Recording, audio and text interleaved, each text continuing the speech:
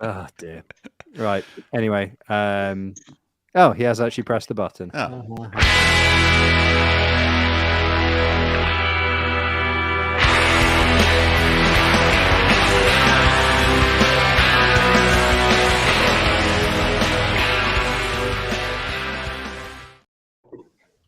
Hello and welcome to Game of Nodes, a weekly podcast on the Cosmos from independent validator teams.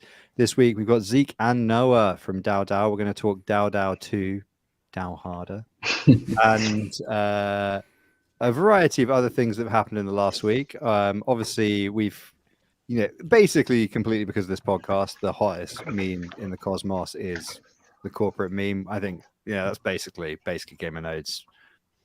Basically, well, people want in on that one. So Blockpain and I got shamed for the corporate for using the corporate. Somebody was not a fan, huh? I had that in the spreadsheet, Schultzy. That's saw it. Further down the list, Schultzy. Come on, bro. Okay. We should skip right ahead to this, Schultzy. Yep. Come on. Yeah, this is great. I love it. So what? Tell us. What I saw was somebody on Twitter having a go at you, right? But what was their deal? What was their problem? I'm not really sure. What it seemed like was, it seemed like the issue was that other NFTs like people can just buy into, and therefore like it's accessible to anyone. Whereas the corporate stuff, it wasn't an NFT, and therefore only the in crowd could use it.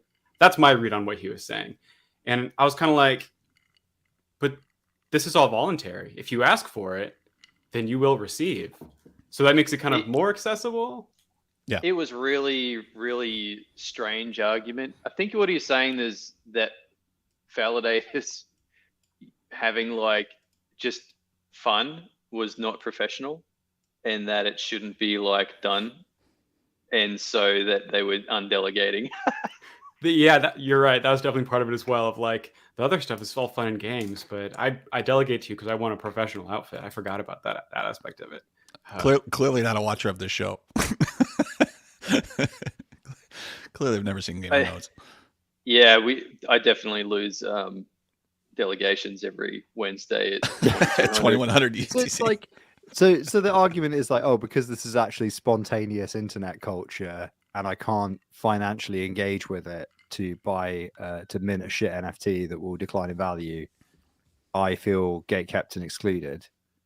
Look, nothing against the dude. It didn't seem like what he was saying made much sense to us, but I'm sure he's got his own reasons for wanting a professional validator that doesn't have fun. What are you being full politic for? Where's the real null? It's like invasion of the body snatchers over there in Australia. What's going on? I'm wearing my corporate attire today. I have to be more professional. So what you're saying is that if people want to undelegate from the unprofessional Goose 5 validators, they can redelegate to King Nodes. Yeah, because it's still Christmas here. Yeah, what the fuck? It's fucking right. Is that a Christmas tree? It is. It's a Christmas tree, yeah. With 4 inches of dust on it. So I'm actually like, I'm back in. Remember the place where my internet always used to fuck up? I'm back in that town and back in that house. It's like this other dude's house who I don't really know very well. It's actually that's where I was outside. The internet was fucking up bad, so I was out like hanging it in a tree. So it's pretty good now. Yeah. So your phone's up the tree, and my phone's outside in the tree. Sensational. Okay, rural Australia, folks. Rural Australia. Blockpain in the chat. Another man who's been shamed for his corporate affiliation. Yep. Love it. I really want to see the rest of Zeke's room there. Like, what, the closet? The closet. Well, is he in the closet? Like, it's yes. You've been in closets, right? That's a closet. Like, I know what a closet looks like. Zeke, it looks like he's rented a very small amount of office space and just like hung everything he owns on the walls. I give you a full tour of my. It's actually clean right now. It's my closet office. Look at that. Oh wow! It is actually a closet for an office. Holy shit! Legitimately, just a walk-in closet. This is my room. Yeah. Okay. My bike. There's a bike. This is what I look like. Wow. Is that? Holy very shit, man. Is there minimalist. like, is there a bedroom? Is there a bathroom there? Is this like Well, college? or something? It's the Oh window. no! Well, I've got it. There's a living room as well. This is my office suite, as they It's say. opposite. There is a bathroom around the corner. Right. I'm so confused, man. Is this at is this at college or something, or is No, there like? no, this is a adult living situation in the Bay Area. So no, in other countries that aren't Australia, they have two things, right? They have a shortage of space, and they also have buildings that are more than one story. It's like it's wild, right? You should really. Denver is going to blow your mind, right? It's There's a lot of places there that are 3, 4 There, stories. this house has 5 bedrooms and no one lives here. Australia. Australia. Yeah, Australia. How much does it cost? I don't know. It doesn't cost me anything. I called the dude one day and asked him if I could stay here when I'm in town, and he said yes. It's like a friend of a friend, and he's never here. He's a helicopter mechanic.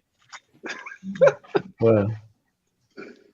Yeah, it's like it's pretty like Christmas tree. Okay. So there's like, it's on a farm too. It's like, Whoa! This is- Oh, shit, Yeah, you have look at that. grass at your house? Oh my god. Friend of a friend's house. Oh, yeah, Yeah. Holy shit! You have grass? Dude. yeah, man. It's like a whole ass paddock out here and shit. There's cows somewhere. Oh, shit. Had a It's bloody like, duh. This is the goal right here. There it is. Yeah, I always come from like unique locations every week. Yeah, to be fair, you guys have got like a lot of grassland in the Midwest. You could go to. You know, you could get yourself a farm Yeah. out there. Podcast from the farm. Wouldn't have to be in a closet. That's an office. Sorry, the walk-in office. That's a. Harvey that's a says bing bing bong. bong in the background. Did he see a kangaroo or something out there? No, I think there's an excess Oh. N in there. Oh right, there's a bong on the shelf. I need to figure out how to orient this so that it's There you go. visible for Perfect. our viewership. Perfect. There we go. Zeke, that's your inspiration pipe for front end, right? It's a front end inspiration pipe. This is actually how I get. Yeah, most of my things I do just chilling in the closet, ripping the bong, There you are. typing on the keyboard. I feel like a lot of my memories of the West Coast of the last, I don't know, well, since legalization have been we were doing something and something, and of course, smoking weed. Just like, oh yeah, we were in like Dolores Park. Oh yeah, we were smoking weed. And there were some cops. That just after legal, I think it was like shortly after legalization, I went over and that happened where there were like cops, and I just had this sudden fucking moment where I was like, oh shit, I'm going to American jail. And I remembered like everybody around me was totally calm, and I was like, everybody around was calm. It's because it's legal. We're all good. I'm not going all to the big fine. house.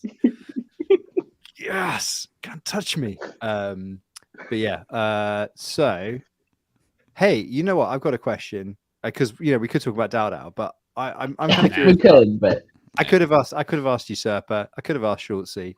How are you guys like in the US? Do you have honey laundering? honey? I'm sorry. Yeah, like honey, like bee honey. Yes. Uh-huh. Yes. Right. Do you have counterfeit honey? Is that like a big problem for you guys? I haven't even heard of that. Can't say I've heard of it. Yeah. Like No. when you buy honey, what does it say on the pack? Like, does it say Well, where it's it made? usually says honey, but it could be. A really good It says counterfeit. honey. I've never actually tested my honey before. Yeah, I've never tested my honey. Yeah. All right. So the Freya, you're talking about like sugar paste or some shit where they've like manufactured honey.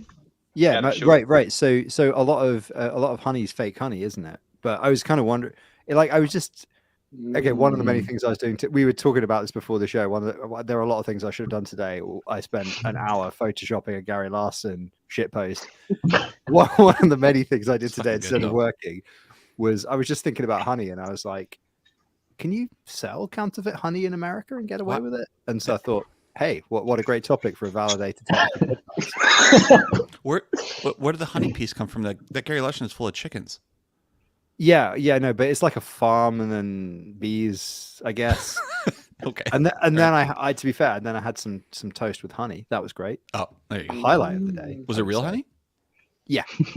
Scottish single origin honey. Why are you from shaking your head Single like that? origin. Jesus Single Christ. single origin. So It's not out of one Australia, bee.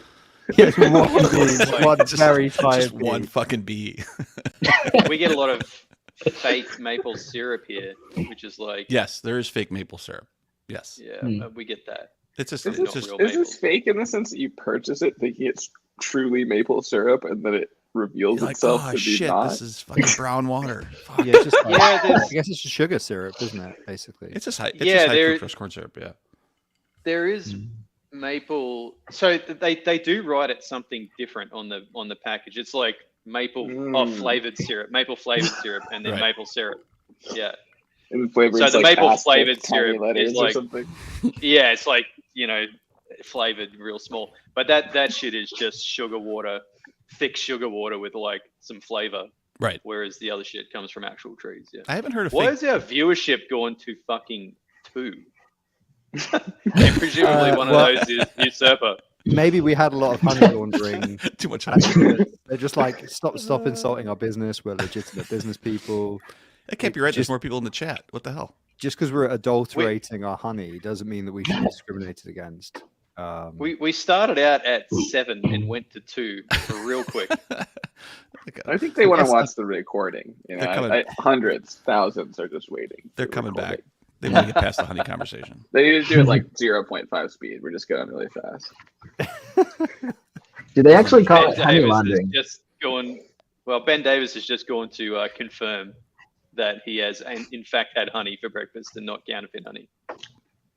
I mean, you should go. You should check that. So, I don't know about American packaging laws, but in Europe, I think in Europe it's also changed. So Britain had the old European system, and I think there's now a new European system. But because we did that really stupid thing in 2016, we've now only got the old one. So what they have to do is say where it's from, and if it's a blend, and if it's a blend, it's fake. Because you don't have to say the proportions. You don't have to say the proportions, right? So you just say, oh, it's a blend of honey from somewhere in Europe, where, and somewhere from outside of Europe, where. And there's some like hilarious stat basically about I think it's China. It's like China specifically.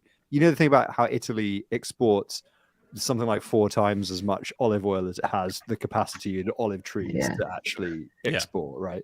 And so you're like, okay. Good. It's like the same thing where they're like their honey production has gone up by like 4 times, but the number of commercially kept beehives hasn't increased for like 15 years. So you're like, those bees are clocking in a lot of extra. I know there's a whole Bees are improving. You know, bees are getting record productivity numbers recently. Yeah, exactly. The bees are just clocking in extra shifts. You know, they're doing the whole 7. What was that? The crazy guy from AliExpress? Is it 7/7/14 or whatever that thing is, where you work 14 hours a day, 7 days a week? That's the bees, basically. So unless the bees are doing that, then production can't. This is what I'm talking about. See, Ben Davis in the chat has been destroyed. It's fake honey. It's fake honey. Okay, like all I'm saying, right, That's is funny.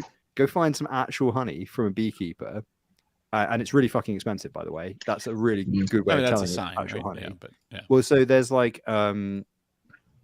I don't know, like organic honey in the supermarket or from like a farm shop will be about £4, like basically about $5-6. Honey that's come from a farm or a beekeeper will probably cost between £6 maybe and £8. So that's like about $10. Get one of the ones that's like $10 from an actual beekeeper and taste it, and you'll be like, okay, that's what honey tastes like. Oh my god. And it will, like, you're like, oh my god, I think I've just been eating fake honey for the last. This is, yeah. How much worse is it? What's that? How much worse is it? Fake honey. Tastes the same fucking same. No, it's really different. And the consistency is really different as well. Like it's not as sticky. It kind of like tips off the.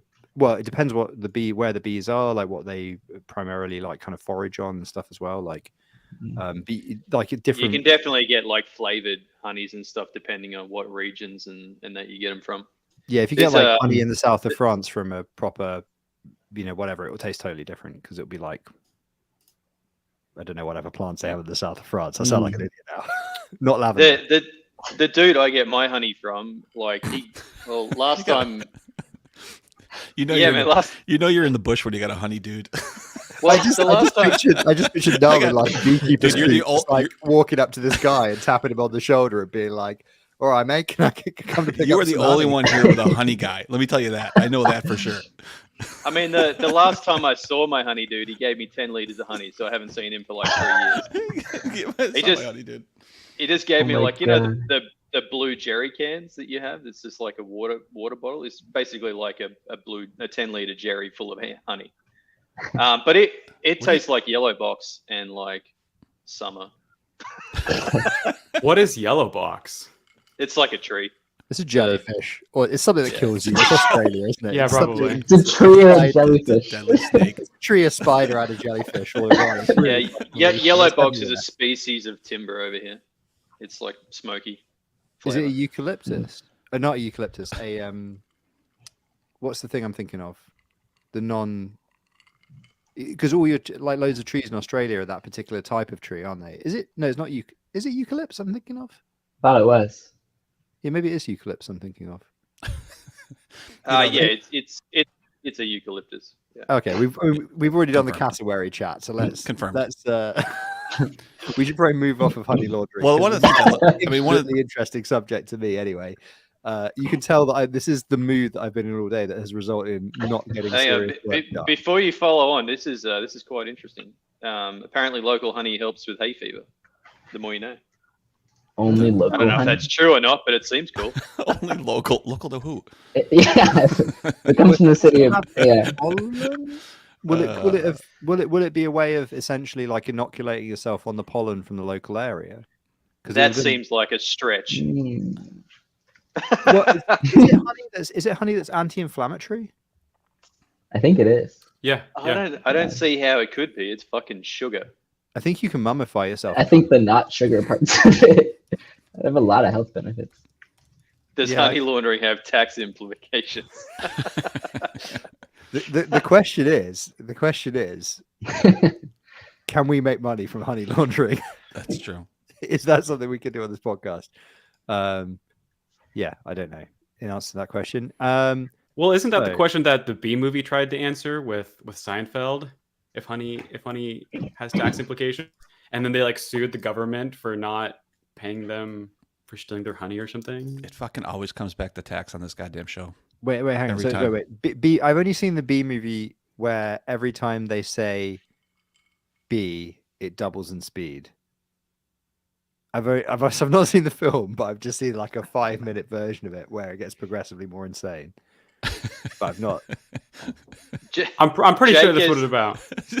Jake has shown up and is giving us shit for ignoring our fucking guests already. See, Jake shows up. I don't feel ignored. They're not ignoring. Jake didn't show. So look, something you guys don't know is I arranged a prank for the other week, which is that when Sisler was going to be coming on to talk about the media DAO, I invited Jake and didn't tell you guys because I thought it would be really funny if Sisler started talking about a DAO and then like 15 minutes in, Jake just turned up and it was just like, hey, you just mentioned DAO as Jake appeared. Frank's on you. He didn't fucking show up. I think Jake overslept or something and then just didn't show up. And I was just like, oh, well, I didn't mention it to anybody, so I'll just not mention it. But so anyway, for the audience, just so you know, we have a spreadsheet of an agenda that we like to follow. All right. So we're working our way down the spreadsheet, Jake. So on that, honey at the top, and then the next 5 items are still honey. Honey laundry. I mean, they pulled that honey one up from the bottom. Wow. Hey, the Frey, did you want to engage in your DGen minute? Well, I was going to do drill. I was actually going to do drill tweet of the week. Well, that's not the fucking order that you put in the spreadsheet. So. Well, we're doing it out of order because it's one of those days. The priorities. All right, hit the drill tweet, man. Okay, so the random one we've come up with this week is in the gaming section. Can't wait till my teeth fall out so I can get those new gamer dentures all the chat rooms are screaming about. That's the drill tweet of the week. I hope that was enlightening for everybody. God tier. And When you say well, these are random, do you just like flick to a page and put your finger on something? yeah, I just flick to a page and put my finger on it. It's the first one. I mean, the one last week was fucking horrific. Like, you could tell they're random or pseudo random. I guess I'm probably not going to pick because I'm flicking the book. I guess I probably am not going to pick one from the first or the end. So they're but also you're likely to hit the same one at some point because of your, the fashion in a which big you do it. book. I mean, You know. it says over 1,500 good posts, 10 years of great content. So there's a lot of tweets to go through. In the 1,450 episodes. I'm beginning to think that is like 10 years of mediocre content. Was that not a banger? I'm sorry. No, Yeah, solid. yeah, what are you trying to say about that tweet, Noel? It's a solid Fucking 6.5. If that was on Howl, that would make pennies. Fucking making money right now. So many pennies. So Like many lots pennies. and lots and lots of. Are you going to slide into your DJ minute now? Or are you going to save that for Well, like I don't think later? there's I'm not sure there's a purpose to DJ Minute because we haven't really. You like literally just. I'm going to launched give out- you the keys to the Lamborghini. Okay, we're gonna do a DJ Minute. Fine. So Fine. we just like fucking YOLO launched Howl the other day. There you go. That was accomplished much more quickly than 1 minute. You can check it out at beta.howl.social. Yeah, that's right. It's still beta software. It's unaudited, so be fucking careful. It's a micropayment system. So one of the more funny things has been people realizing that they're not going to get rich off of a micropayment system with a CW20. Oh shit. If they don't, and in addition, if they don't post content that people stake to or delegate to, and you're like, yeah, it's because we tried to build a functioning application. So yeah, sorry, you can't just farm. I guess it's wild. It's wild. People realizing you built an actual thing rather than just like I mean, everything's a Ponzi, right? But it's like less of a Ponzi than an actual Ponzi, and people are just like, what? But I wanted a Ponzi. It's fucking bullshit, man. This is bullshit. I wanted a it's, Ponzi. This is my exit strategy. there are varying levels of Ponzi, and your Ponzi is like not that Ponzi. Yeah. It's a bit disappointing. Lowercase p. Which led to my productivity falling off a cliff today when instead of actually dealing with UI bugs, I instead made this Photoshop of the mood on Twitter after launching Howl. Yeah. How long did you work in that DJs? That was 45 minutes of my life I'm not getting back. That's pretty fast. That's really good. And At least well, you're I mean, getting good at Photoshop, bro. well, yeah, but Gary Larson did all the hard work by That's all just photoshopped it. So a friend of the show, when they found out we were going to YOLO launch Howl, sent me this, which I really like. I just something about that meme. Oh, that's sensational. For those of you listening on podcast player, there was a picture of a crocodile, not an alligator. They look. I think Yeah, it's I didn't see it. I crocodile. think it was crocodile. Australia. You're Australian, Noel. Was that a He would know. crocodile? Well, in Australia, that would be an alligator. Well, Actually, I don't think we have alligators here. That'd be a saltwater crocodile. okay, so there was a picture of potentially a saltwater crocodile. Potential. And around the meme of this crocodile exiting the water, it said, "He is about to commit a federal crime." Parentheses open. He cannot be stopped. Parentheses close. It's a funny meme, and I'm sure you're glad that I have just verbally described it to It's you. better visual. Sweating. Really cleared next up a lot. to you. I also just want to clarify that in Australia, there's saltwater crocodiles and freshwater crocodiles. America has alligators, and I'm probably sure other countries do as well, but Australia doesn't. Don't you guys usually have like a funny name for those things? Like you don't call it saltwater crocodile, you call it like a chompy or something like that. Like a Chuzwazza. Chuzwazza, something like that. I mean the freshwater crocodiles we call freshies. There you go. See, I knew it. There's gotta be there had to be something, Are right? they freshies and salties? The saltwater ones are just fucking death munchers, I guess. That's a missed opportunity. Yeah, no alligators though. I No, don't yeah. like the alligators and the saltwater crocodile look the same to me. Maybe they are the same thing. I don't know. Okay, well, somebody in the chat, like, if you want to just like go ahead and find out Go what's do some going on, Googling. what's going on with this whole alligator crocodile thing, you know, that would be cool. So we're very good at ignoring our guests for a whole hour, but I feel like we should probably talk about DAO because it's like, you know, cool and that. That's cool. Yeah, It that's is cool. Cool. I think the kids like DAOs. The kids are screaming out for DAOs. DAOs have been drill's been driven them wild since 2008. DAO's been driven them wild since when was the first? 2013? Nearly as long. Nearly as 13, vintage as drill. 16? Yeah. So guys, DAO version 2.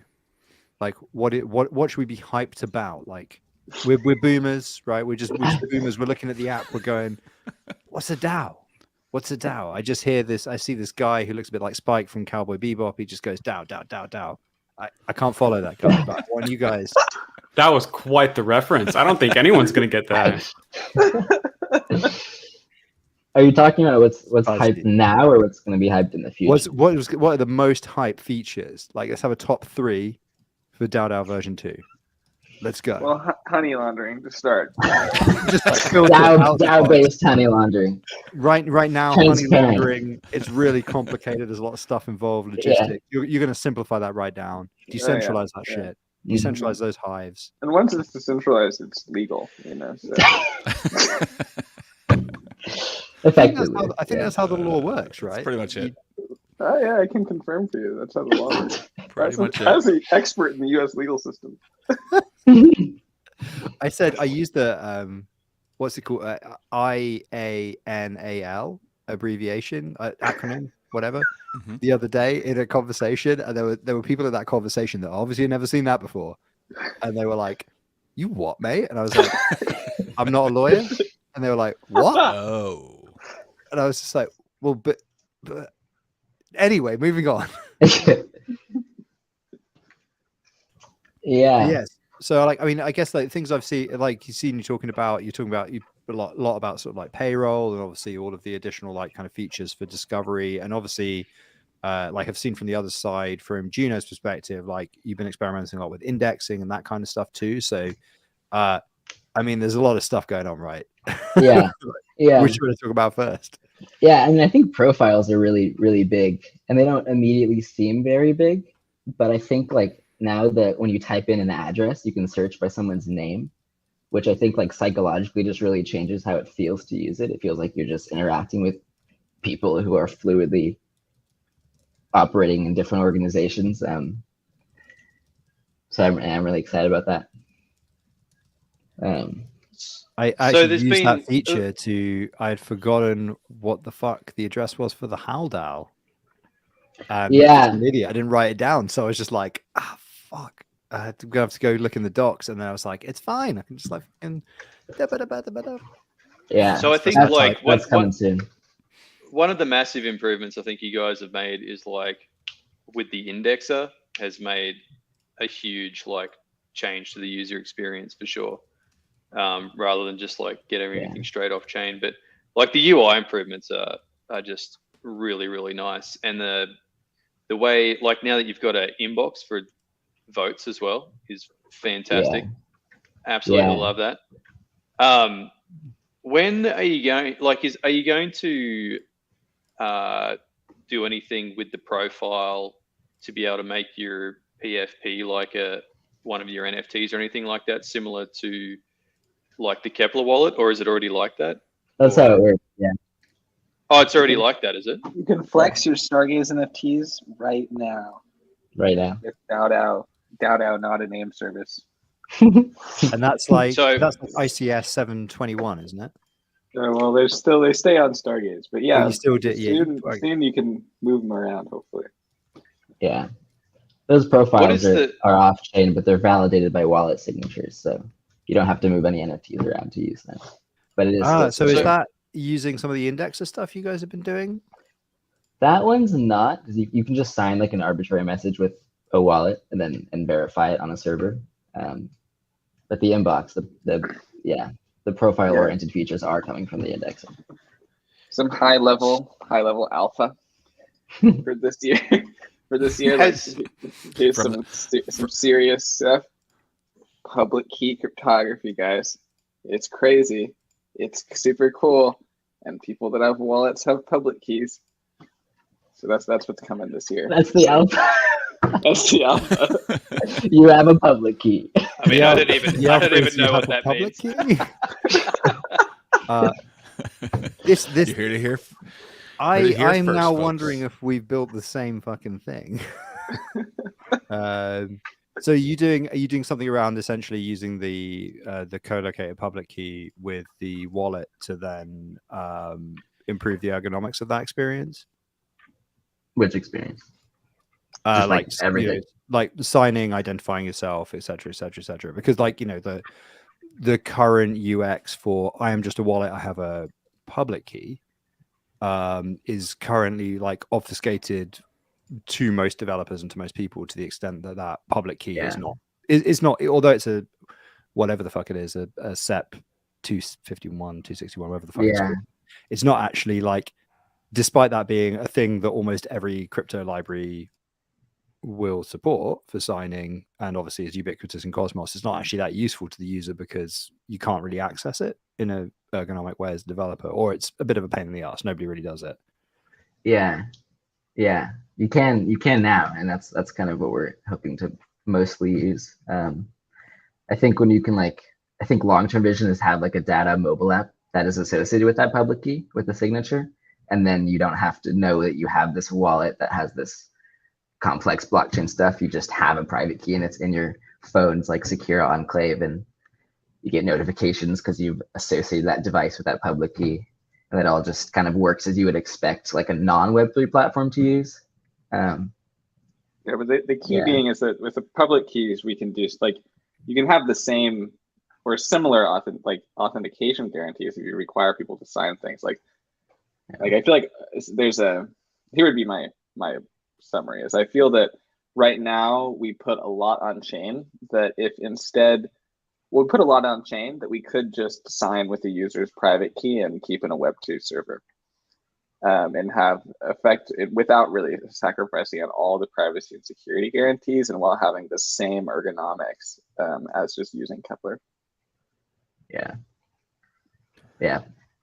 Yeah, I mean, I completely agree with that, and yeah, it does sound like we've been doing free. So the version 2 of the name service is literally is beginning to abstract out the public key from a connected wallet, so that you can essentially just have a DID that's just a public key, because all the rest of it should be essentially elsewhere, and any proof of authority stuff, it has to live in some middle ground between Web 2 and Web 3 anyway. So it's actually an Oracle use case rather than something that you should have as a form fill. And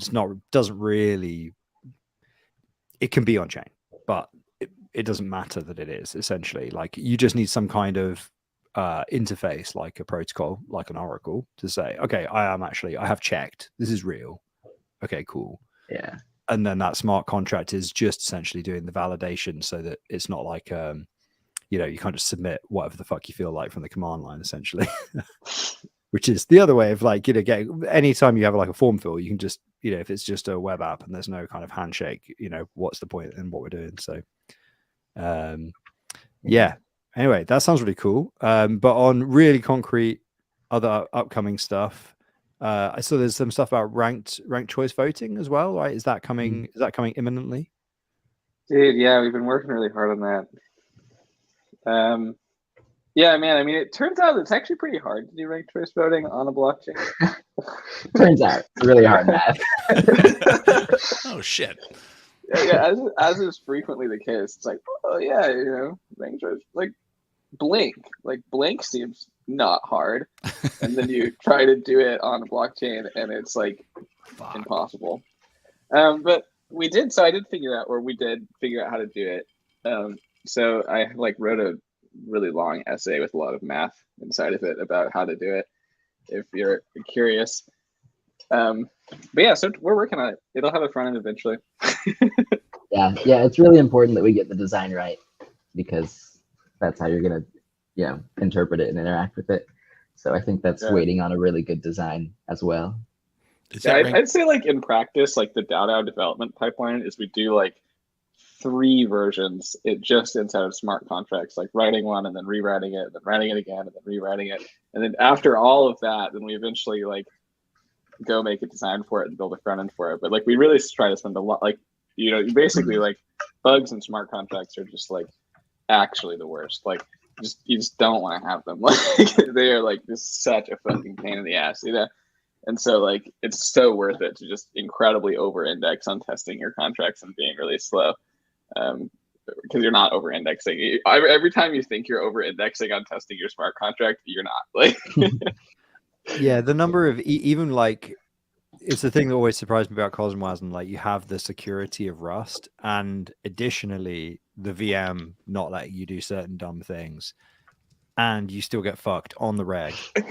You're just like, you're like, no, I am a fucking moron. Yeah, that's how I'm like. I can no longer be like, it's Solidity, bro. It's Solidity. Like you can't like. It's like gonna get rugged. It's Solidity, bro. Yeah, it's like I can't do anything. Sorry, like this language, you know, unusable. You know, but it's like Rust and Wasm. How could you know? It's creme de la creme. Yeah, it's like it's definitely our fault at this point, and then you're like, that's but maybe I can blame like the halting problem or something, but I don't know. I'm not sure liability, like if you ever end up in like public liability situation, if you're like, well, okay, so Alan Turing, really cool guy, but okay, wild thing called the halting problem. They'll just be like, yeah, okay, fines £50,000, get the fuck out of the way. You're like, whoa, we haven't even... Hey, but listen, like I can prove that in order to show what a computer program does, you have to run the computer program. Exactly. just like get the fuck out of my court.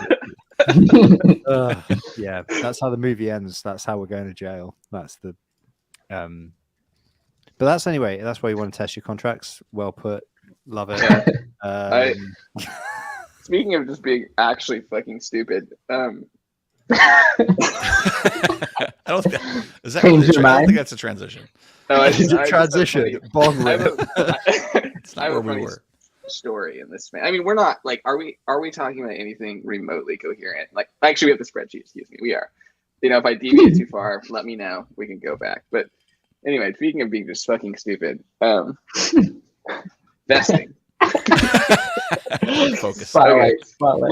Let me tell you guys about vesting contracts. You know, you might think vesting. What is it? It's a fucking line, you know, that goes up, and the amount of tokens that you have is how high that line is. Vesting, you know, you start with 0, you get more over time. How fucking hard could it be to write a vesting smart contract? Let me tell you, I legitimately, from noon yesterday until 6 a.m. this morning, with no breaks, tried to write a vesting contract and just failed. It's so hard. I could not do it. I ended up just like not completing my task, and I have to return and think deeply about how vesting works. And so anyway, we have no excuses. You know, we're just like stupid, like lying. That's we're stupid, and Zeke's a bad programmer. And... Yeah, but that's allowed. Like vesting is allowed, right? Because vesting, well, at least vesting in our model is inherently stateful, and as we know, as soon as you introduce state and you deviate from our pure functional programming, then as soon as we're not just code and data, like you may as well just forget about it, and we all may as well just like go be farmers again. Because yeah, every time I modify like a state.rs file, I'm just like, yeah, like it goes another 20 hours of my life. Yeah, you do one of those like index maps, and you're like, yeah, all right. Do I want to do this to myself again? Well, then again, you know, life is meaningless. God is dead. Yeah, I just like subtract 2 days from my lifespan and then like keep going. Just you see, I mean, I think you've seen the HAL state file for the main contract, and it is one of those where like every time we got to a thing where we were like, this needs to be a secondary index, we were just like, do we have any sanity left? And usually the problem was we didn't have enough. So it's like, well, let's just fucking slap an index. It was just like, I think we had this meme that we used to pull out, which was, the guy slapping the roof of the car. It's like this, Put a this multi-index on this. Cosmos contract can fit so much more state in it. And we kind of like, even on the beta, we were like moderately surprised it didn't just fucking blow up in some way, because it was just like, the things you look at, I guess the thing is we looked at like the performance of AMMs and stuff like that, and you're like, those guys are getting more stressed out. They're doing more damage, if you like. But then they're usually written by smarter people who have optimized them more heavily. So, what you gonna do? Patting DAODAO on the back. We've had no smart contract bugs since we deployed V2. Nice. So far, it's actually somehow miraculously working. Not somehow miraculously. Miraculously, I genuinely expect it to work. A lot of smart people have looked at that code. There's greater than 500 Rust unit tests in the DAO contracts repository. Like, we really just completely insane about it. Just that stuff. But anyways, so it's exciting. It's working. I mean, it's really cool. So, like, taking it back to like you guys, like, what's your let's do the interviewer thing and pretend that we've not ever talked before. Yes, 7 minutes in. So how did you? So, I mean, what's your background, both of you? And like, how did you get involved with DAODAO? And what was so interesting about it that you were like, fuck whatever it was I was doing before. DAOs all day, baby. All day, baby. Oh, dude, I had the sickest fucking job before this. I was working with super cool people writing open source network monitoring software. It was sick as fuck. But I worked at that job for 5 days, and then Juno was like, "Hey, we could give you some dev grants to work on DAODAO." And this was like, and Juno was like, I was like, and you're like, wait. I can work in my closet for a magic internet. I'm there. Yeah, right. It's like, I could totally buy a bigger closet. I can sit you should have seen the closet close I had to my before. clothing. This is the bigger closet. This is dude, I actually when I started on DAODAO, I did not even, so now I own a futon, but back then I was just sleeping directly on the carpet instead of a sleeping I've bag. done that. Yeah. It looks At like least that was you a carpet. that There's is a not a significant fucking upgrade futon, since man. I That started is on like DAODAO. that is a mattress on the floor. And I see that, like, are you pretty happy that you can work in a room very close to your inspiration stick? Do you have can you buy bags of inspiration like just in the hallway outside your door there? Or? Pretty close. Bags of inspiration. I would say that's order of magnitude correct. Oh my goodness. Order of magnitude correct. I feel like Zeke skipped over a lot of the philosophical stuff about how we ended up at DAODAO. But we both to dox us, we both went to Berkeley. That's where we met. And we both had like various internships in the summers, working at different sizes of tech companies, and realized that it wasn't very fun. Even the ones that we did like, it wasn't very fun to work there because they're big and there's churn and friction, and we like to build and we were not really able to build. And then Zeke, you went to a talk with Jake and Nick, right? And that's kind of how the DAODAO like appeared. Yeah, I have a very intense philosophical understanding of DAODAO. Good. This is good. Well, so here's my example.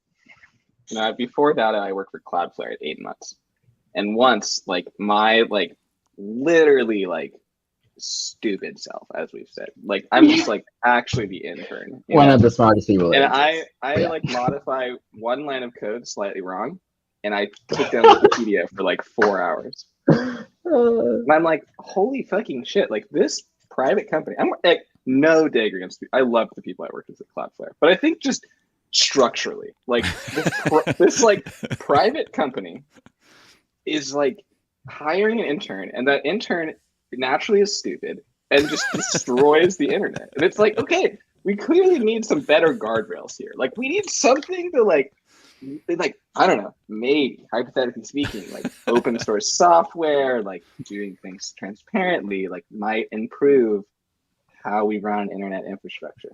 So that's part of my philosophical underpinning. And then also, what language were they using? Oh, we were using Go and Rust, and I think we were. So I think that I don't actually. I think that I really think that the problems are structural, and that it's just like you got a private company that needs to make money, and as it does, like or like at least as it's structured to do. And when you're working on a team, that's not your like prerogative. It's not to fix that. And so like I think within these bounds, like we had pretty reasonable test coverage for what we could do, but it was like nothing near like what I think probably we would have had if we had have been writing open source software and people knew what our test coverage was. How'd that conversation go? You're like, what's wrong with you people? Why would you trust me with this? Well, no, it was fine. It was, it happens. Like, unfortunately, that's just the reality. But yeah, I mean, so that's kind of my like. I really like DAOs because I feel like there's like some hope here that we can build a like I don't know. One really successful outcome of me for DAODAO would be like we build a really fucking good way to run an open source project. Yeah, that philosophical take is what I was hoping for. Very similar and different experience. I worked at GitHub using Ruby on Rails, which is not fun to work on as a front end engineer. Ruby on Rails for GitHub, really? For the front end, Oh for the education team. I actually don't know what the other teams use, but that's what they originally built it with, like way back in the day. Like Tom from GitHub was a big Ruby maxi back in like. Okay, I'm doxing how fucking not young I am, but he was like a big Ruby maxi in like the early mid 2000s and whatnot. That was like, and I think they were one of the first, I mean, other than 37 Signals, one of the first to go really big on the like, yeah, we can run this massive, actually quite high throughput system on Ruby until we can't. Yeah, it works great, and it's worked great so far. Like, there's no real reason that they need to change other than like developer experience. But I think GitHub is like playing a very big role in the Rails open source project that contribute a lot to that. Mm-hmm. I just noticed that Zeke and the inspiration stick both disappeared at the same time. I want to hit it on screen. Hit it on camera. If I hit a bong inside of a closet, with my clothes in it, my clothes are hanging in the closet, what will happen? What will happen? Yeah. I'm doing my best. Smell exactly the same as they would have done anyway, but just maybe a day earlier than when you were going to wear them. Right. I mean, no one's really smelling my clothes other than myself anyway. I don't think. Well, you're right. Actually, not yet. All right. Next. You could just get an air freshener. Stick comes out. Just get an air freshener or something. I actually have an air freshener. What am I thinking? Yeah. There's one under the desk here. So, this is just like your classic, you're in a loft, you're in a closet, you're in a small enclosed space. You just like it. I mean, actually, there you go. I'm ready. I'm bong proof. You're done. There you go. I feel like Zeke's corporate PFP needs some very specific features. Ben Davis has just said in the chat, does the inspiration stick get you demonetized? This whole fucking podcast is an exercise in getting demonetized. We should just like play some more copyright material in a minute, just to make sure that we fucking like, nail down that fucking coffin, get it fucking finished, get it closed, Like the phrase, I don't think since we've begun this podcast that we've done anything that could get us monetized. Not the other way around. Like if you show a No. I'm certain that it's demonetization that's holding us back. There is no possible explanation. We could even be early. We can even be early to an actual meme that kind of goes semi-viral in the community and be like, "Oh yeah," blah, blah, blah, and we still can't fucking get our shit together. Like we literally can't do.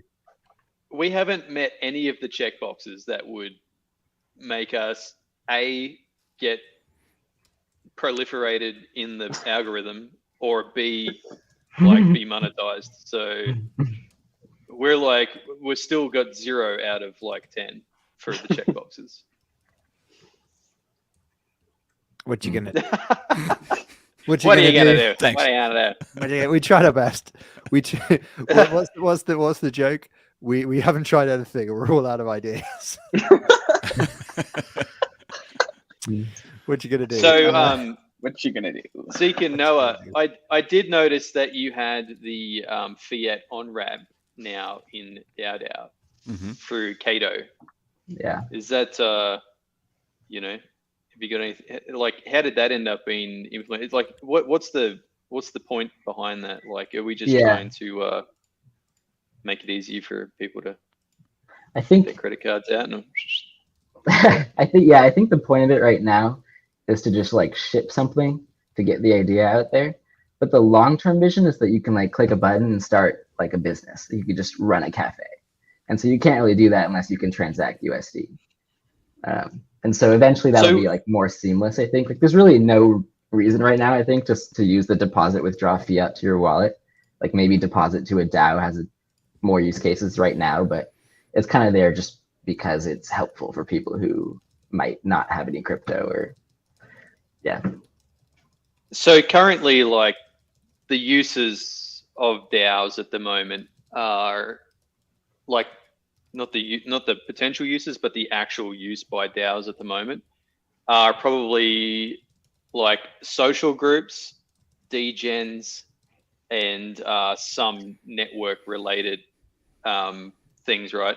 Where do you guys want it to go, or where do you see it going in the future? Like what would be the ultimate use case for DAO for you guys? the ultimate use case would be a nation state run as a DAO with many sub DAOs that owns land and that runs identity bureaus, and that people identity in digital society is just way more fucking organized, because right now it's pretty much anarchy, which is good. It's still a stupid. It's such a fine line between stupid and clever. Yeah, It's just a little turnabout. Yeah, no, that's super valid. That's super valid. So that's quite ambitious. Yeah, no, Is there that's like two, decades, a decade. Were you about to say about 2 years away? Were you? Two decades, 2 decades. It's like 200? we're like 2 to 3 years away. Yeah, that's my Dude, estimated timeline. 2025, 26 maybe. That's going to be like, fucking, let's resuscitate the old French guys that wanted this in the 1910s. I've got bookshelves full of these guys. I'm sure they're still warm. So, I mean, maybe you could start with like, a small country like those peanuts who legalized Bitcoin. They might be into it. Dude, yeah, there's islands, I'm sure. Like, there's so many territories that I'm sure we could do this in like 10 years. But it seems a little bit like duct tape and band-aids to have like a country run on Juno.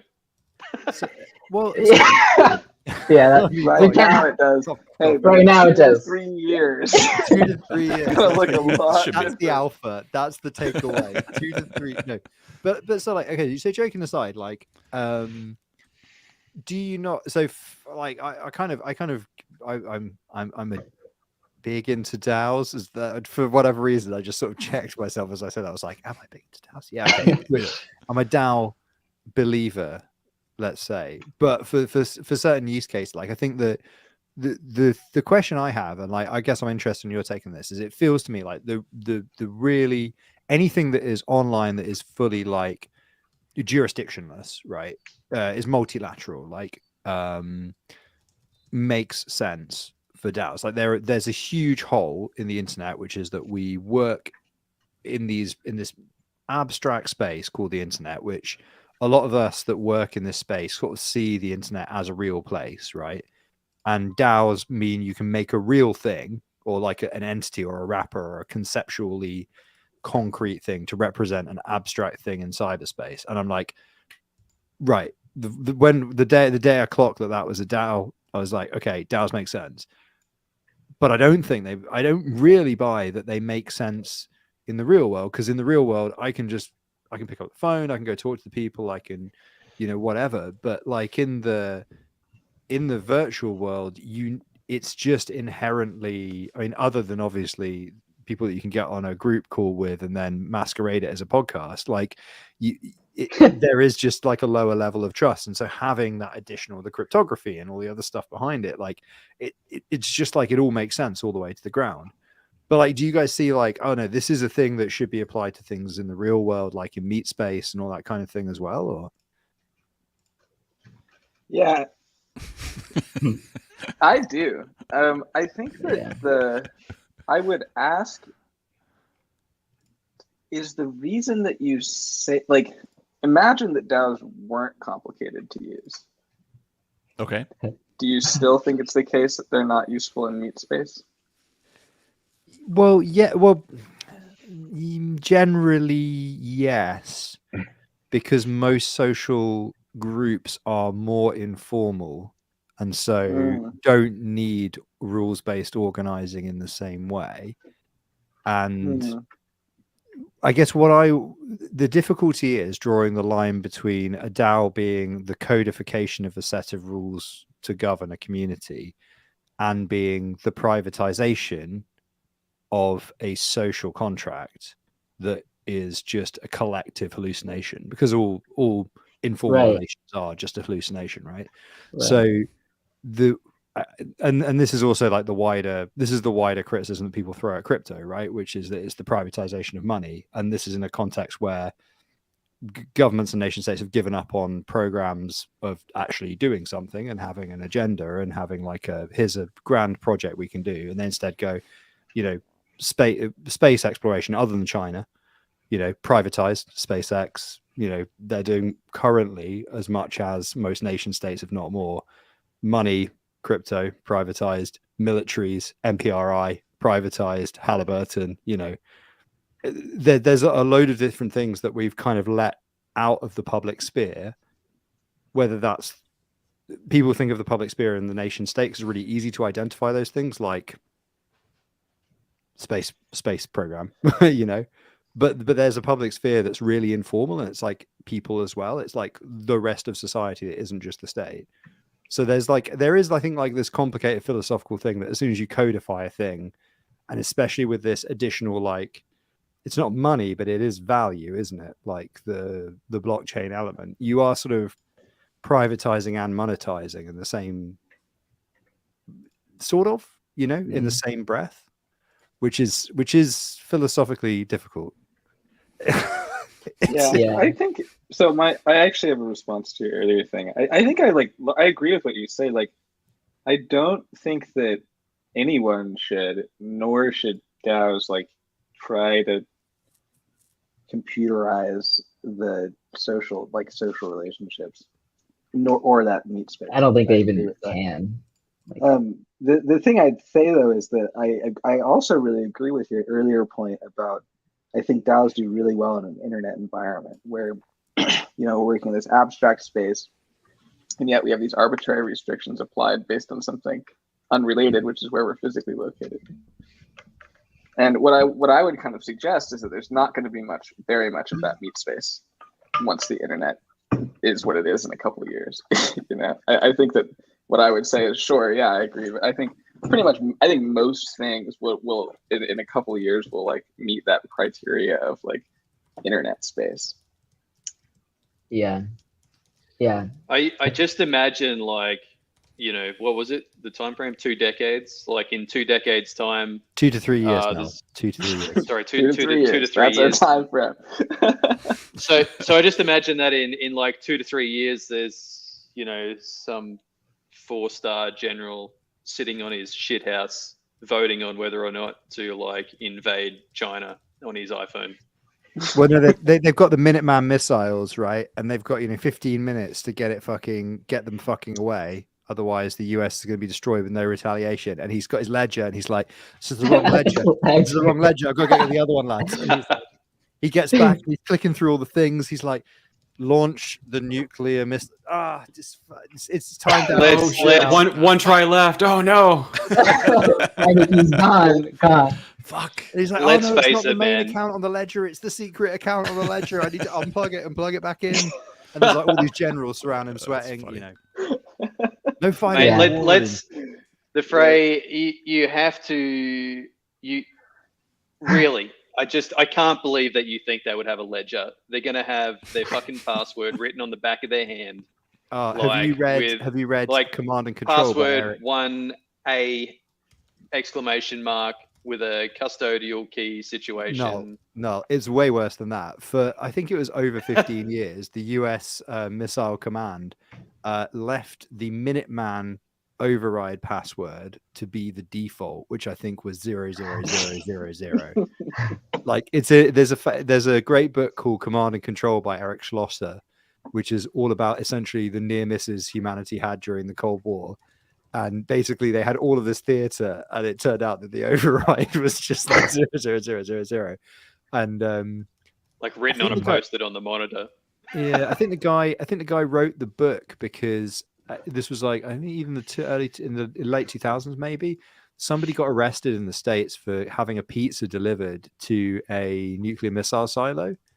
And they'd stuck a note on the door. They left the silo open, and they'd stuck a note to the blast doors saying, "I'll like leave the pizza downstairs in the fucking atrium," because the guys were just like smoking weed and hanging out. Because obviously the Cold War's over, and they're just like, we don't need to do shit. So and it provoked, obviously, the delivery driver, who was like some fucking spotty teenager, was just like, oh no, this is bad. And so they like called the police or whatever. He narked. Fucking kids these days. Yeah, he narked. But yeah, I think that was why this journalist basically read this story and was like, this is wild. I wonder what morale's like in the Strategic Missile Corps. And then was like, oh, not good. And then was like, I wonder how many weird, like, bad things have nearly happened in history. And it's like, oh yeah, loads of nuclear submarines where they're running Windows XP or whatever, and all sorts of crazy shit.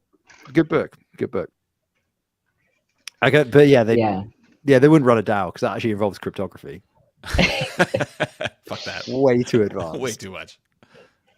I think to your earlier point, just about how like the system is run on social contracts, is kind of why I think DAOs could run any type of organization, like including a nation state, in 100 years, maybe not 2 years, but like the laws are already encoded in like written text and then enforced by people, and that's all just happening because we all agree, and that could be done through a verifiable, secure storage mechanism run on a blockchain, run on whatever it's called in 20 years. It's not. Do you even think there'll be nation states in 100 years? There'll be Amazon and everyone else. Oh God. I don't know. I mean, It's maybe. It's like the next step in globalization, right? I mean, that'll happen when we have a interstellar adversary. Then we'll just have to unite or kill ourselves, kill each other. Like, yeah, well, kind of two. a combination of localization and federalization seem like the tendency. Like they kind of seem like that's what's in the air. Do you know what I mean? Like that, wherever you kind of look, people are like organizing at a very local level, or they're organizing at the whole of Europe. Like if you look at like say like the Green Party, it's literally like your fucking pretty much your postcode, like the smallest possible area you could possibly have in the UK politics, which is like a ward, very small. Well, obviously every political party does that, but like like all these kind of movements, the grassroots bit is literally like it could be very, very small, a couple of streets. Maybe it's always been like this for political movements, I don't know. Or it's like, the size of a fucking continent and everybody focusing on policy. So it does feel to me that there's like some larger federal, like back to what we were talking about earlier with like multilateralism, right? The reason DAOs make sense is because a lot of the problems we have in the world right now are multilateral. Like one country can't solve them on their own. One group of people can't solve them on their own. Yeah. And we don't act or interact with one another as just one person in one country anymore either, because of the communication methods. And that's all just like under the hood. That's all just like this kind of weird multilateral world we live in. And DAOs are also multilateral. I mean, look at how we're spread out. A couple of us are in the same country, but we're spread out. We're across the Atlantic, and there isn't actually like it was very hard for us to even try and get a handle on how the fuck we could work together in a way that wasn't illegal in some way. And even then you're like not sure, and you're just like, fucking hell, man. Like obviously like governments recognizing DAOs, fuck knows when, Yeah. Who whatever. knows? But you are just like, literally, we're just trying to fucking launch a thing. Like We have to organize somehow. Yeah, exactly. We can't trust each other. Like, who the fuck knows? We can't actually trust each other. Yeah, exactly. And you're just like, okay, well, this is a DAO. Like, I mean, like we make the joke on the show all the time. Like, is this a DAO? Yeah, there's a whole bunch of situations. Is this a DAO? Yeah, it's a DAO. I think that was actually like the second post on Hal from Schultze. Like, is this a DAO? That was a good post. Yep. I think that standardization is like really key to DAOs. That like the friction reduced by like the standardization of DAOs, that like any local DAO can interact with all the other DAOs that exist in the exact same way. There's no like communication issues. There's no platforms that they have to like migrate to, or it's all like the coordination cost is really minimal. And I think that's what's going to be like the most significant factor in helping these organizations not suck, basically not lose out because they like have to scale or like get big and get bloated and institutional, growth. I think that's actually my earlier point about GitHub. That was kind of where I was heading, is that like this is like one of my favorite tech companies. Like I feel like they're really doing good for the world. And I like didn't like working there. Not because they are bad or because the people I worked with were bad. They were amazing, because the institution just has this friction that has emerged because now there are 2,000 people that have to make a fuck ton of money.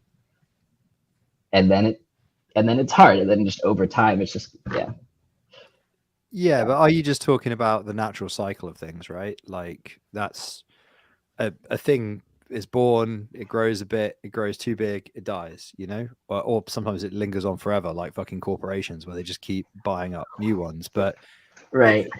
But that's like the nature of institutions, isn't it? That they accumulate shit until they're no longer fit for service, and maybe that's what. Maybe back to the joke, right. shit posting. Are we going to have nation states? But equally, are they experiencing the same thing? Like I don't know. Structural. That sounds to me like a structural issue that like is unsustainable.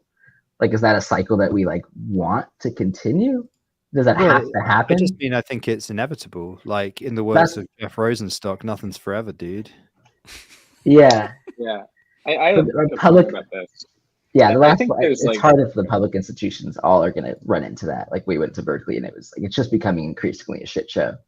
And it's like not really okay if all of the things we funnel money into will eventually just collapse if they're serving good for a lot of people. But it's okay because like, people, there's good folks and there's bad folks and there's people in between, and people muddle along and they make new things, and some things are better and some things are worse. And that's like all of human history, like you just got to try and not be a prick. Unless people really fucking are being an asshole and they deserve it. Like not being a prick is great, except for like Nazis. Like the Nazis, I think you're allowed to be a prick to the Nazis. Like you probably do want to go and shoot some Nazis, but like most other people, Yeah, I think to your point too, like I agree that these things we're describing with like organizations that like grow and then like fail to like become less efficient, like that's not unique. Like that'll certainly happen with DAOs. Like it's happening with DAOs. Yeah. I think my sort of reason, I think so then that's like we're kind of if this is worth trying, we have to find like structural reasons that DAOs might be different than existing systems. And I think in my mind the two like structural advantages that DAOs have over other systems is the first one, which I think you articulated really well earlier about the internet and how they're not geographically bound. They map well to how we currently work in ways that existing institutions don't. And the second one being that DAOs can innovate very quickly. Compared to something like an LLC or a C Corp, those do not change fast. And things that are enforced by a legal system like have this very like slow process by which they're instituted. But like with DAODAO, like Wind, uses our contracts and writes their own gauges proposal module, we can just like try that. I think Sure. that's But that's those just are the because structural but advantages. that's just because we're early, isn't it? Like at some point, like it will get regulated, and then there will be friction in making a DAO, and then it comes back to like at that point, the DAO is useful because there is no other logical way of organizing a bunch of nerds on the internet, right? That's the right, and then so then the second point matters. Yeah, right. But to your point, like then now is the time to try it, precisely because try it when you're not going to get fucking busted for trying it, right? Yeah, try it while that first structure, while that it's fun to structural try it, advantage right? of speed actually exists. Yeah. But then it's going to be interesting, like you kind of like down the line, and like let's say something like Juno, where it's now being devolved to sub DAOs and things. You're like, will that fucking model scale? Like it's probably likely that. Okay, prediction, it doesn't scale because, and it's nothing to do with the tech, it's to do with either the people or the politics or the tensions, or somebody doesn't like somebody and that undermines one of them, and then it all, because it's always that shit, isn't it? Like, but like the humanity comes in. It's the human bit, isn't it? It's all the meaty users. It's the problem between the keyboard and the chair that's going to fuck you. Well, as much as the bugs and the smart contracts that sometimes gets you too. But you never know when that's coming for you. It's like it's like the joke in Blackadder where he writes that he writes his name on a bullet because he's like, oh, they say there's a bullet out there with your name on it. It's set in the First World War, and it's like, well, I figured if I own the bullet, I'm not going to shoot myself. And his friend's like, oh, it's a shame. But I can't remember where I was going with that. But it's a good joke, though. It's a good joke. It's a good joke, though. Something. You never know what's gonna. Yeah, you never know where the bug with your name on it is. Yeah, that was where I was going with that. It's waiting out there. It exists. You just don't know about it yet. But yeah, so like what? So I mean, other than the public keys and stuff, like. Other than watching presumably some hilarious absolute shit show that will come down, because like DAODAO, the drama of Cosmos has not hit DAODAO. At some point something chaos is going to happen, but like at the moment it definitely feels like it's still a project where you guys are putting in a load of time and effort and stuff, and people are aware of it, and the use cases are like people are starting to use it in the large. That's starting to happen with Juno and the sub DAOs. That's starting to happen with Wind. You already mentioned. Neutron is running all their governance on DAODAO. Yeah, several of the other chains in Cosmos are running their governance on DAODAO. We obviously, want to look at doing a Cosmos SDK chain, CW SDK chain, with DAODAO as the gov module and stuff, and that's like fucking way off in the future. And then there's like. Well, plug Howl is obviously like first class user of a DAO. It's pretty tightly. I mean, it's a social platform so tightly integrated with DAO that it physically does not work. There's loads of things about it that are just flat broken, unless you have a DAO to run the fucking thing. And actually, there's a few other things as well. Like the way it's built with like the moderation system and stuff has like an escape hatch out to make a DAO override essentially a multi-sig. And I think if that platform goes anywhere or if it gets taken forward in time, like that's again obvious stuff where with the newer features in DAO you would go, okay, well, are these sub DAOs? Are they committees? What are they? And if there's one place where everything is going to fucking burn down, it would be moderation. That is that's the one where everything goes to fuck, isn't it? Yeah. Please do that as much as possible on DAO. Like, really the harder, most legally challenging moderation. Like, bring it on, man. I'm 23, just got out of college. Oh my god, yeah, just yeah. That's one of the things in crypto, isn't it? It's just like any week where you don't have to say the word legal is a good week. But do you think there's also, so just literally thinking back to something that I remember from with Jake some time ago, is like going to this talk about how essentially like in various different scenarios humans automatically organize into like these kind of what's the word I'm looking for, like kind of concentric circles of size for different types of organization. I don't think they were. I guess they, you know what? Because everything in nature is Fibonacci. I bet it is. I remember it's like 1, 3, but obviously Fibonacci is 1, 1, isn't it? But you know, it's like roughly 1, then roughly 3, then I think either 5 or 10, then something, then 100, then 150. I think 150 is the maximum social grouping. Like typically that humans can sustain, because I think after about 200 you can't even remember people's faces. Like our brains aren't programmed to track all those people's lives.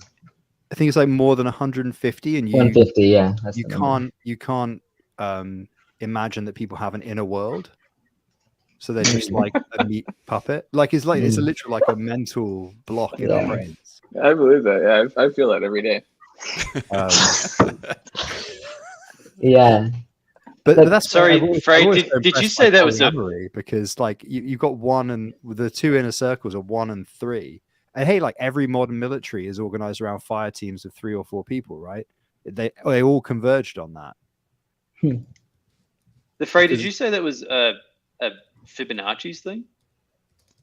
Well, that isn't Fibonacci. I'm going to show my ignorance of mathematics here in my humanities degree, but isn't it 1, 1? It's the Dunbar 3, number. 5?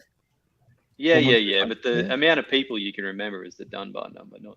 Wait. The How do Dunbar you know number. that? How do you know what that's called? Because it comes up all the time. Oh yeah, wait, that's totally. Does it come up all the time? It comes up all the time. It's like I talk about this every day. Yeah, well, I mean, if you listen to the Joe Rogan podcast, it does anyway. It's not fucking Fibonacci number. Dunbar number is how many people live within 1,000 miles of null. That's why it comes up all the time. It's either 1, 1, 3, or 5. It's 150 people within 1,000 miles. Yeah, something like that. Was like, you know, the Isle of Man's like a really, really small island. I know some people. This came up with tax evasion the other week, I think. I know some people that live there, and it's literally like it's a country, right? And the population is like, I don't know, the 4 streets around me kind of thing. A large high school. Yeah, exactly. Although some of those Pacific Islands, same thing. They're absolutely tiny. Like it's something like Rarotonga. It's like 12,000 people. They have a jail that's like 2 rooms. Looks like Zeke's closet. Yeah. It's got... No bond though, no bond.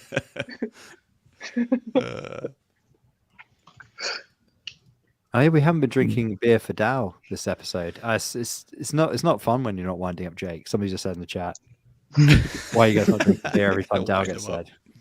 It's no fun if you're not winding up. I feel like Jake just dropped in and then fucked off real quick. Yeah, at the beginning. As he does. Just to complain. As he does. It's like they're not calling him an asshole. So he's like public relations disaster averted. And it can go back to getting reasonably close to hour and a half. Did we want to touch on Alliance, Frey, before we get to the end, or do we want to ignore that part of the spreadsheet? Oh, it's in the spreadsheet. It is. Okay, cool. Yeah, I'm just going to read directly from the spreadsheet. Alliance. What the fuck is it? What the fuck is it? Yeah. So what the fuck? So as far as I know, and I did recently attend a meeting. It is basically it's a module for the SDK, and it allows token holders of other networks to then come and stake tokens. For example, like Terra come and stake some Terra tokens to validators on Juno, for example. But yeah, obviously there's more to it than that. The stakers of Juno can determine through governance how much of the inflation or the rewards that they want to distribute to each one of the other participants. So it's mesh security, but not with the smart contract, but written as a module. Is that what it is? That's what it sounds like it is. I don't know. It's not. Because is it a DAO? Is this a DAO? It's not a DAO. So as far as I can tell, there is no effect on security because it doesn't contribute towards your VP per block if people delegate to you over Alliance. So where do the rewards come from? Yeah, what's the point then? So the rewards is the distribution of the staking rewards. So I mean, what is the point? It is. Do they get part of the mint? Wait, is it? It gets part. What is the point? So it's like osmosis. It gets part of the mint. Liquidity incentives kind of thing. They'll incentivize you to stake on the network to secure it more. What? Well, I mean, it doesn't secure it. Is the thing. It doesn't secure it. It's right? more That's like it doesn't. No, yeah. So far as I can tell. So what it does is, I think it's like supposed to be, like a buddy, a circle jerk? you stake on ours. Yeah, you stake on ours, we'll stake on yours type It's a thing. circle stake. It's definitely a circle stake. That's like definition of circle. So if it doesn't add to VP, but they still get part of the mint. How would they get part of the mint if they're not helping secure the network? That doesn't make any sense to me. So I guess what happens is that through governance and the native module, you vote on how much you want to distribute of the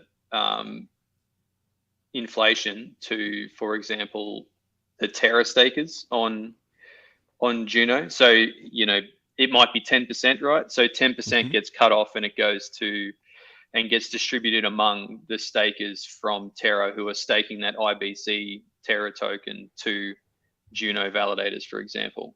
So it's a network incentive to be able to build visibility to a new network from an existing network, right? Like, because there's no other value other than if there's no security implication, then is it not just masturbation?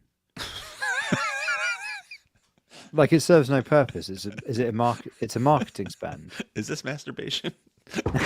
It definitely seems as though it is a marketing thing.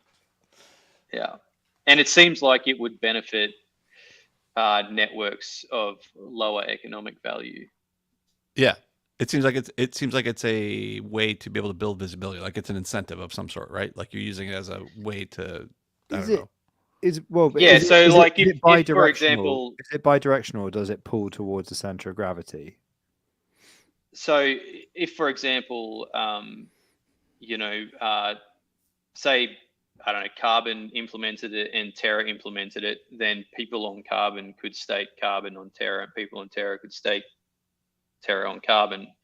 And then, they might distribute part of the rewards to each of the network. So it's a weird way, like, on the reciprocal network, you can earn their rewards token. So I guess you're carrying a price risk on one while receiving rewards on another with a different risk profile is the way I could see it. But so it is literally mesh without the security part. So it is just circle staking. Yeah, but I don't see, like, my own opinion is I don't see why you'd want to carry the risk of the token value, or like I don't see why. What are you talking about? The whole. No. Don't make me fucking mute Terra you, man. has never been. I don't see why you would want muted, to. Trey. Yeah, you're fucking always talking over me. I don't see why the holders of Juno, for example, would want to just give 10% of the staking rewards, which they're taking the price risk on holding their Juno and staking, right, and give them to another network's stakers. Like, for example, like what if what about when the USDC ICS network comes, right? And then people are like, yeah, we want to integrate with that. And then you've got people who are holding a stable with no interest in the network or price risk whatsoever, earning rewards from, Juno or Terra inflation. Like, it doesn't, you're not invested in the network. Then why should you receive the rewards? It's a strange concept, which maybe I don't fully understand what's going on there. But if anyone else could put some positive spin, I'd be interested to hear it. Well, equally as I was saying, like when has Terra ever been, volatile in price? It seems like there's no risk to me. Yeah, man, it's practically a stable, right? Yeah, exactly. Basically a Pretty stable much. coin. Pretty much.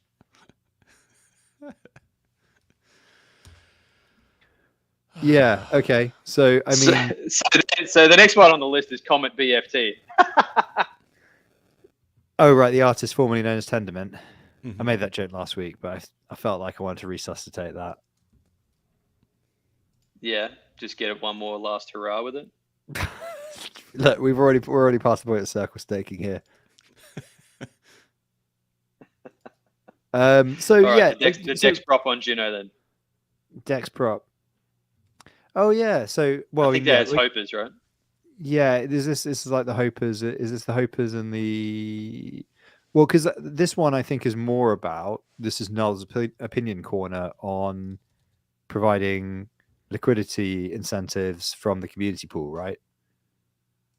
Because there's a bunch of funds that are left over from Prop 14, I want to say, which was originally Juno swap incentives, and I think there was a move to put them towards wind, and then Hopers were like, no, it should be split between our very low liquidity decks and this other decks, which I mean, I think it should go back to. I think those incentives should go back to the community pool, and these fucking dexes should stand on their own 2 feet with their shitcoin. And that's why it was on the spreadsheet, folks. Clip that for the YouTube shorts. Done. That's yeah. I mean, look, going straight after staking rewards is. I think you need to develop your platform off your own 2 feet first before you start trying to bootstrap it with tokens from other interests. Maybe the Juno holders might want to, if it becomes a popular dex with some amount of liquidity, maybe there is some call to have some additional liquidity incentives to boost it. But I mean, is there an argument that the main pool on it, let's say, is like Juno Wind, let's say, and that in order to compete with established dexes in the space and make a bet on a Cosmwasm dex being able to out iterate them, there is a speculative financial move to say, oh, we'll fund this because we want to see it used and we want it to get mind share and use that for marketing and then use that to then make its inroads and then whatever. Because I mean, I guess it boils down to whether you think that it matters that the DEX is on the same chain that you want to launch decentralized applications on, right? Because if the answer is no, you just use osmosis. If the answer is yes, then you want a DEX on Juno, right? So I think there should be multiple DEXs, but I also think they should grow with their community and develop themselves without outside value pumping them up. So I the biggest beneficiary of outside incentives coming into a DEX is the main pairing token, right? Whoever holds a lot of the main pairing token is the main beneficiary to any outside incentives because they use those incentives to increase the liquidity of the pools, right? And whether you're increasing let's just call the native DEX token X, right? So whether it's Juno X, Osmo X, bloody, stars to X, all of those pools are all paired with X. And then as you increase the liquidity in each of those pools, it increases the depth for that X token, right? And so the biggest beneficiary is that X token. So I think that people who want that, the people who are most interested in making that DEX successful are the people who hold that X token. And I think they should be footing the bill for making it popular, not the holders of other tokens from pools. Right, but if that's a brand new DEX, a brand new token, the token might literally be worth fuck all, and so they could rub all of their pennies together and come up with jack shit, right? So the way that people in the past, well, networks in the past try to build their liquidity is by giving away their token to people in the hope that they'll pair it and provide liquidity to get the incentives. But I mean, the whole model is just a little bit unsustainable for the most part. And you really need, the only way they survive is popularity and features, right? So people will just accept that base token as the pairing token if you have a good UI, UX, features, speed. Like if it's convenient to go and use that DEX, then people will want to use that DEX, right? But if you're non-competitive in that sense and you're just trying to increase your value of your DEX with external incentives, then you're not doing a good job.